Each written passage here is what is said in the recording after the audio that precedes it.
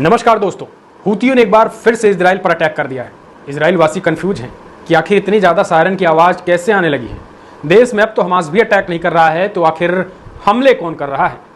सुबह हो या शाम, रात हो या दोपहर, लोग ऑफिस में हैं, घर में हैं, खाने बना रहे हैं, उठ रहे हैं, बैठ रहे हैं। सायरन की आवाज़ से इजराइल पूरी तरीके से परेशान हो उठा है। सुबह सुबह इजराइल में लोग अपने रोज़मर्रा के कामों में व्यस्त हैं। कोई कॉफ़ी बना रहा है तो कोई जॉगिंग कर रहा है, कोई अलमारी में रखे पुराने गैस और मास्क को देखकर ये सोच रहा है कि शायद अब इसकी जरूरत ना पड़े। लेकिन अचानक सायरन की आवाज़ तेज हो गई। इजराइल के पूरे शहर में गूंज उठी।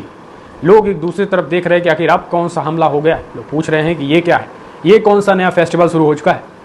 लेकिन ये नहीं कि यमन के हूती विद्रोहियों ने सुबह सुबह ही मिसाइल एक्सप्रेस आ पड़ी इजराइल पर, जो बिना किसी पोस्टमैन के सीधे इजराइल आ पहुंची।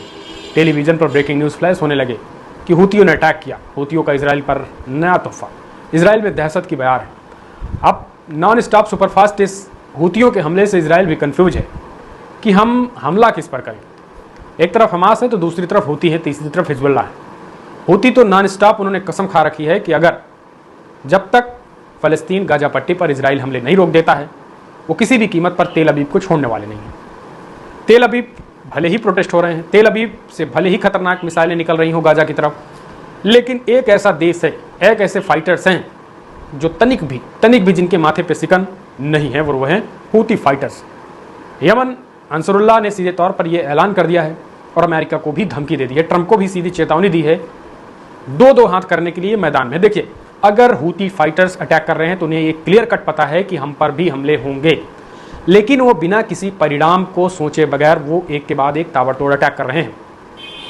इसके पीछे की वजह यही है कि जब तक इजराइल गाजा पर हमले करता रहेगा, तब तक हम इजराइल को निशाना बनाता रहेंगे। दरअसल आपको बता दें दोस्तों, अब इजराइल पर हमले करने के पीछे हूतियों की ये बड़ी चीज़ ये है क्योंकि इजराइल अब लाल सागर में अपने जहाज़ों को भेज नहीं रहा है। पहले क्या होता था कि इजराइल जो है वो अपने जहाज़ों को लाल सागर की तरफ, जब व्यापारिक जहाज़ जाते थे तो हूती विद्रोही जो है वो उनके जहाज़ों पर अटैक करते थे और इधर हमास और हिजबुल्लाह तो थामे ही थे। लेकिन अब इजराइल पूरी तरीके से अपने जो जहाज़ों को लाल सागर में भेज नहीं रहा है। दूसरी तरफ हिजबुल्लाह ने भी अटैक्स थोड़ा कम कर दिए हैं और इजराइल जो है वो पूरा मैदान खाली पाकर गाजा पट्टी में भीषण अटैक कर रहा है। पूरी तरीके से कब्जा करने की नेतन्याहू धमकी दे रहे हैं और कह रहे हैं कि अगर बंधकों की रिहाई नहीं हुई तो पूरे के पूरे गाजा पर कब्जा कर लेंगे। और यही कारण है कि हूतियों के फाइटर्स ने स्पष्ट तौर पर कहा है कि हम या तो मर जाएंगे या तो गाजा को आज़ाद करा देंगे, या तो आप हमें मार दो या तो हम आपको मार देंगे। ये दो हाथ करने की जो उनकी रणनीति जो तय है, इस पे डर इस पे है इजराइल को। यही कारण है कि आज इजराइल पर हमला हुआ और ख़ास करके हूतियों के प्रवक्ता अंसरुल्लाह के प्रवक्ता याहा सरी ने सोशल मीडिया अकाउंट एक्स पर उन्होंने अपने जारी किए बयान में सीधे तौर पर कहा है कि हमारा मकसद किसी भी देश पर प्रत्यक्ष तौर पर हमले का नहीं है, लेकिन जब तक तेल अबीब के द्वारा गाजा पर हमले नहीं रुकने वाले हैं, तब तक तेल अबीब पर हमले रुकने वाले नहीं हैं। इसके साथ उन्होंने अमेरिकी युद्धपोत को भी निशाना बनाया। अमेरिकी युद्धपोत पर हमले के बाद तो यमन के जो फाइटर्स जहाँ से मिसाइलें निकली थी, वहाँ उन्होंने अपना ठिकाना भी चेंज किया। दरअसल आपको बता दें, अमेरिकी जो रडार से गायब होने की वजह, सबसे बड़ी वजह यह है कि जिस जगह पर हूतियों का बेस होता है उस जगह से कोई हमला हो ही नहीं रहा है। और अगर अमेरिका रिटेलिएशन में उस जगह पर हमले करते भी हैं तो हूतियों को कुछ नुकसान भी नहीं हो रहा। यानी हूती जो है वो इजराइल और अमेरिका की चाल को एक तरीके से बखूबी समझ चुके हैं और यही कारण है कि वो पूरी तरीके से उन्हें गच्चा दे रहे हैं। यानी इजराइल और अमेरिका के ही चाल को समझकर अब उन्हें भेज रहे हैं। अभी हमने आपको 2 दिन पहले बताया था, एक खबर निकल के आई थी जहां पर अमेरिका ने यमन पर हमला किया था, खास करके दक्षिणी सना पर हमला किया था, दक्षिणी यमन पे, और कहा गया कि वो हिजबुल्लाह वहाँ पर बड़े पैमाने पर हूती के फाइटर्स रहते हैं, अंसरुल्लाह के लड़ाके रहते हैं, उनके फाइटर्स रहते हैं, उनको निशाना बनाया है, उसमें बड़े लोगों की मौत हुई है।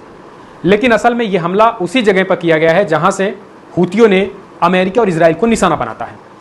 लेकिन अब हूतियों, खबर एक सोर्सेज से निकल के आई है कि हूती जिस जगह से निशाना बनाते हैं वहाँ उनका कोई एयरबेस है ही नहीं। मतलब वो मिसाइलों को पहले दूसरी जगहों पर खाली स्थानों पर पहुँचाते हैं, वहाँ से अपनी मिसाइलों को लॉन्च करते हैं ताकि इजराइल हो या अमेरिका ये समझ ना सके कि आखिर हूतियों के बेस कहाँ पे हैं। और अब अमेरिका की तरफ से फिलहाल इस हमले को लेकर अभी तक कोई बयान नहीं आया है। इससे ये क्लियर माना जा रहा है कि अमेरिका पर हमले हुए हैं, यानी अमेरिका के युद्धपोत को हूतियों ने एक बार फिर से निशाना बनाया है। अगर पिछले हम 15 दिनों या मोटी मोटा 10 दिनों की बात करें तो ये 6ठी या 7वीं बार हमला है। मतलब पिछले 19 तारीख के बाद से अभी पूरे 10 दिन भी नहीं हुए, आज 7 तारीख हैं, इसी 9 से 27 तारीख के बीच में लगभग 7 बार हमला हुआ। यानी कह सकते हैं कि हर दिन इजराइल और अमेरिका पर हूतियों ने अटैक किया है। ऐसा नहीं है कि अमेरिका रिटेलिएट नहीं कर रहा है, अमेरिका भी हमले कर रहा है, लेकिन अमेरिका रियायती इलाकों को छोड़ करके हूतियों को पा ही नहीं रहा है कि हूती हैं कहाँ असल में। जब उसे ज़्यादा एक तरीके से अंतर्राष्ट्रीय भद्दगी लगती है तो वो रियायती इलाकों पर हमले करके ये कहता है कि जी हमने हूतियों को मार दिया। लेकिन हूतियों का बाकायदा बयान आता है, उनके प्रवक्ता इस पूरे क्षति के बारे में जानकारी देते हैं और कहते हैं कि इसमें कोई हूती फाइटर्स नहीं बल्कि आम नागरिक मारे गए हैं। ये भी बताते हैं कि कैसे खिसियानी बिल्ली खंभा नोचे हालत अमेरिका की हो चुकी है और अमेरिका के जो फाइटर जेट हैं वो पूरी तरीके से उन जगहों को निशाना बना रहे हैं जिन जगहों से हूती फाइटर्स अपने मिसाइलों को लॉन्च करके वहाँ से सेफली हट जाते हैं।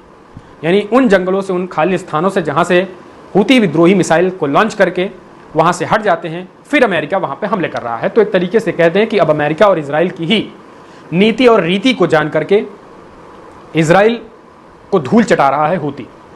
तो अब तेल अवीव में भी लगातार सायरन बज रहे हैं, लोग कंफ्यूज हैं कि भैया ये हमले कहाँ से हो रहे हैं, कैसे हो रहे हैं। ये सब कुछ कन्फ्यूजन की स्थिति इजराइल और अमेरिका में बनी है। हालांकि इन सब के बीच आपने देखा होगा कि अमेरिका ने कैसे यमन पर हमला करने के लिए बाकायदा एक स्क्रिप्ट तैयार की थी, वो कैसे लीक हो गई थी, इसकी जांच तो चल ही रही है। लेकिन अमेरिका जो है वो सीधे तौर पर हमले भी नहीं कर पा रहा है। यानी हमले एक तो नहीं कर पा रहा है, हूतियों को नहीं पा रहा है, और दूसरी तरफ जो प्लानिंग भी बन रही है वो प्लानिंग भी लीक हो जा रही है। तो इसीलिए हम कहते हैं कि क्या वाकई में हूतियों में अल्लाह का जिन्न घुस चुका है? क्योंकि हूती तो आप साफ कह रहे हैं कि या तो मरेंगे या तो मारेंगे। अगर कोई मरने पर ही आ गया तो कोई भी देश उसका क्या ही करेगा, आप ही समझ लीजिए। अगर कोई यही कहेगा कि अब हमें आगे मार ही दो तो कोई देश क्या करेगा, उसका क्या कर सकता है? हूती के 50 लाख फाइटर्स हैं, सब मरने को तैयार हैं। उनका कहना है कि मिडिल ईस्ट में शक्ति प्रदर्शन करके ही शांति स्थापित होगी, और मिडिल ईस्ट में अगर इजराइल युद्ध को नहीं रोकता और गाजा का पीछा नहीं छोड़ता है, फिलिस्तीनियों को नहीं बख्शता है, तो हम इजराइल को बख्शेंगे नहीं। और उधर अब ईरान ने भी अपने मिसाइल फैक्ट्री को 85 सेकंड के वीडियो में ये प्रदर्शित कर दिया है कि अभी तो हूती सिर्फ ट्रेलर दिखा रहा है, अगर ईरान युद्ध में कूदा तो पूरी पिक्चर की तस्वीर बदल जाएगी। फिलहाल हूतियों के इस हमले को लेकर आप कैसे देखते हैं? जिस तरीके से लगातार एक के बाद एक सायरन ने इजराइल वासियों का जीना दूभर कर दिया इस हमले से, आप इसे कैसे देखते हैं? अगर आप भी मानते हैं कि नेतन्याहू अपने भ्रष्टाचार को छुपाने के लिए देश को युद्ध में फेंक रहे हैं, युद्ध में झोंक रहे हैं, तो कमेंट्स माध्यम से अपने सुझाव दीजिए। और इजरायली फाइटर्स के लिए कमेंट्स माध्यम से और एक लाइक तो बनता है। फिलहाल इस वीडियो में इतना ही। नमस्कार।